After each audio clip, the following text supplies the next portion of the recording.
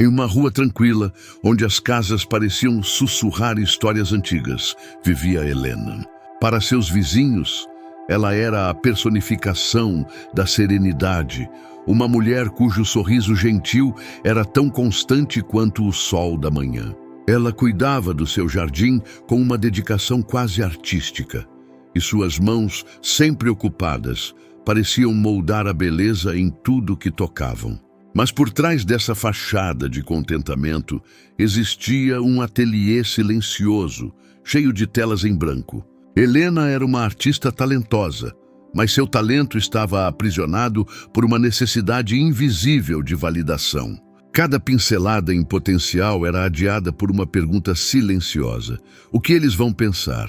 Suas ideias, vibrantes e cheias de cor em sua mente, desvaneciam-se antes de tocarem a tela, com medo do julgamento ou, pior, da indiferença. Ela pintava o que os outros esperavam: paisagens seguras, retratos encomendados, flores inofensivas. Essa necessidade de aprovação não era apenas sobre sua arte, era o alicerce sobre o qual toda a sua vida foi construída.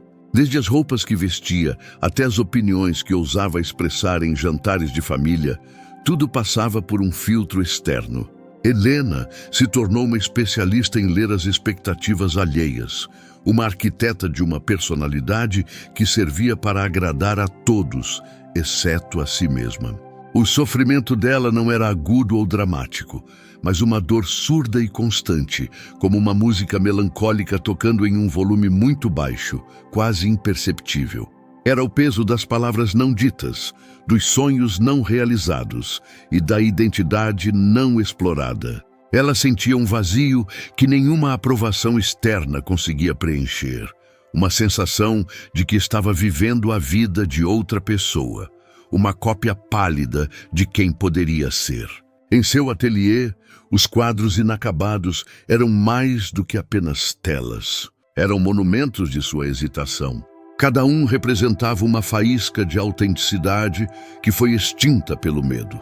Ela olhava para eles e via os fantasmas de suas próprias ideias, esperando por uma permissão que nunca chegava. Mas algo estava prestes a mudar, um evento pequeno, quase trivial, que faria essa estrutura de permissões começar a ruir.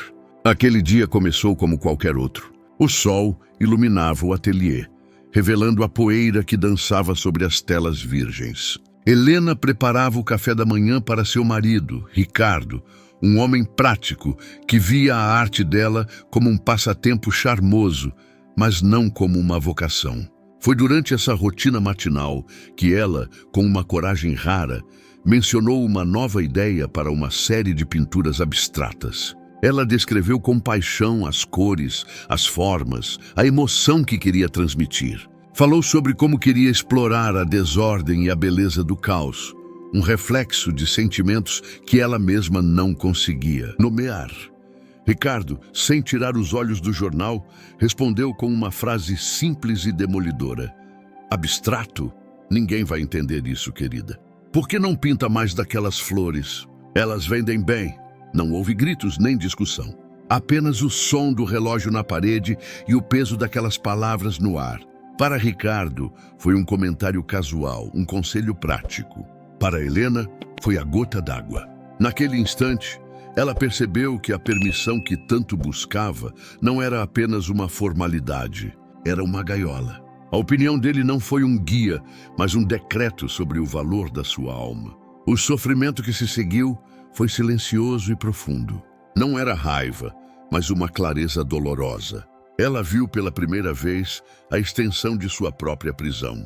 Anos de pequenas concessões, de sonhos engavetados e de sim ditos, quando seu coração gritava não, se acumularam naquele momento. A xícara de chá em suas mãos tremia levemente, e o reflexo que via nela era o de uma estranha. Naquela noite, ela não conseguiu dormir. O comentário de Ricardo ecoava em sua mente, não mais como uma crítica, mas como uma libertação. A dor daquele momento se transformou em uma pergunta incômoda.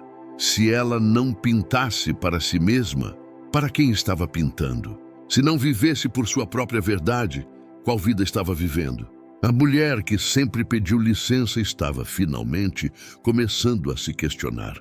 O dia seguinte foi estranhamente silencioso. Helena se moveu pela casa como uma autômata, a revelação do dia anterior pesando sobre ela. A primeira reação não foi de empoderamento, mas de um medo paralisante. Viver sem pedir permissão significava assumir a responsabilidade total por suas escolhas, seus fracassos e seus sucessos. Era um território desconhecido e assustador, sem os marcos familiares da aprovação alheia para guiá-la.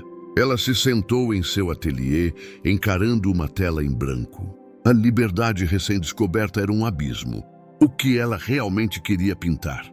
Qual era a sua voz, sem os ecos das expectativas dos outros? O silêncio era ensurdecedor. O sofrimento genuíno daquele momento era a solidão da autenticidade. Pela primeira vez, ela estava sozinha com suas próprias escolhas, e o peso daquilo era quase insuportável. Durante semanas, ela lutou contra o hábito. Pegava o telefone para pedir a opinião de uma amiga sobre uma cor, mas desligava antes de completar a chamada. Começava a contar a Ricardo sobre um novo esboço, mas se calava no meio da frase. Cada tentativa de voltar ao antigo padrão era como tentar vestir uma roupa que não lhe servia mais, desconfortável e restritiva.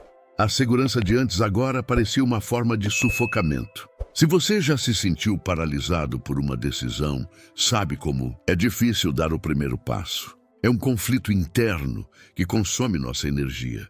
Se a história de Helena ressoa com você de alguma forma, compartilhe nos comentários qual foi a primeira pequena decisão que você tomou por si mesmo. Às vezes, ler a jornada de outra pessoa nos dá a força que precisamos para começar a nossa. A virada aconteceu em uma tarde chuvosa. Helena pegou o menor pincel que tinha e, com uma tinta preta e densa, traçou uma única linha diagonal na tela. Não era planejada, não era bonita, não pedia permissão. Era apenas um ato. Um ato de rebelião silenciosa contra anos de hesitação. Aquela linha, imperfeita e solitária, foi o som mais alto que ela já tinha produzido em seu ateliê. Aquela primeira linha foi o início de um processo lento e nada glamouroso. Helena não se transformou em uma artista ousada da noite para o dia. Sua jornada foi uma série de pequenos atos de coragem. No dia seguinte à linha preta, ela adicionou uma mancha de azul profundo ao lado. No outro, um toque de vermelho vibrante. O quadro se tornou seu diário secreto, um lugar onde ela podia errar sem pedir desculpas. O processo realista de sua mudança se manifestou fora do ateliê também. Quando uma vizinha pediu que ela organizasse mais uma vez a festa anual do bairro, Helena, com o coração acelerado e a voz trêmula, disse uma palavra que raramente usava. Não, ela explicou que precisava de tempo para seus projetos, sem dar mais detalhes. A surpresa no rosto da vizinha foi desconfortável, mas a sensação de alívio que inundou Helena foi inebriante. Cada não para os outros era um sim para si mesma. Ela começou a usar um vestido colorido que Ricardo achava excêntrico. Começou a ler livros de filosofia que sua família considerava pretensiosos. Eram vitórias pequenas, invisíveis para o mundo, mas que reconstruíam sua identidade, peça por peça. Cada escolha era um tijolo na fundação de sua nova vida, uma vida que não dependia de plantas e projetos aprovados por terceiros. Claro, houve resistência. Ricardo ficou confuso com sua nova fase. Amigos se afastaram, desconfortáveis com a mulher que já não era um espelho de suas próprias opiniões. Houve momentos de dúvida e solidão, nos quais ela se perguntava se não seria mais fácil voltar a ser a Helena de antes, a que agradava a todos. Mas então ela olhava para sua tela, agora um turbilhão de cores caóticas e honestas, e sabia que não podia voltar atrás. Aos poucos, a mulher que decidiu parar de pedir permissão começou a inspirar, não por grandes feitos, mas por sua autenticidade silenciosa. Sua arte, agora exposta em um pequeno café local, não era unanimemente aclamada, mas era inegavelmente dela. As pessoas não comentavam sobre a técnica, mas sobre a emoção que as telas transmitiam. Era a beleza crua de uma alma que finalmente se permitiu existir. Anos depois, o ateliê de Helena não era mais um santuário de telas em branco. Era um espaço vibrante, caótico e cheio de vida, assim como sua arte. As paredes estavam cobertas por pinturas que contavam sua jornada. A escuridão da dúvida, as explosões de cor da autodescoberta e a paz serena da aceitação.